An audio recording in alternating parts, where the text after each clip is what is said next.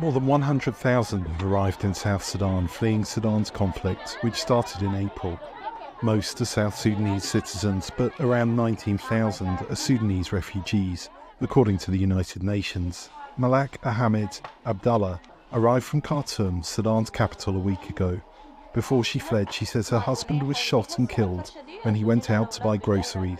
Her sons, 13 and 15 years old, were with him.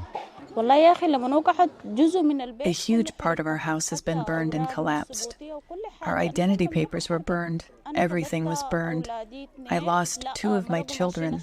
They were with my husband when he went out of the house. He was killed, but the 2 children, we don't know if they're alive or not. Abdullah's son, Mohammed, who is 10, says he misses his brothers. We had very happy days. We were having fun together and we were very happy. We always spent our time together. In addition to confronting personal tragedy, the future for refugee families in South Sudan, like Abdullah's, is uncertain. While South Sudanese citizens arriving in Renk can enter the job market and may be able to support themselves, the refugees are bound for the Maban refugee camp, far from the Sudan border. One advocacy group says the refugees face critical challenges.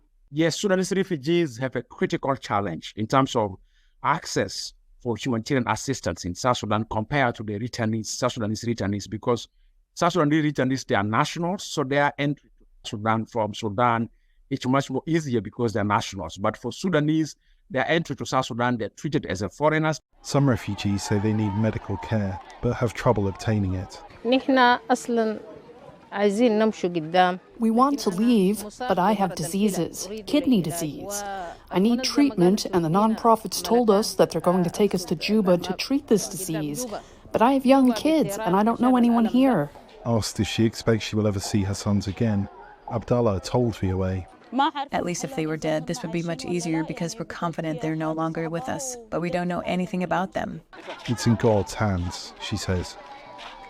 Henry Wilkins for VOA News, Renk, South Sudan.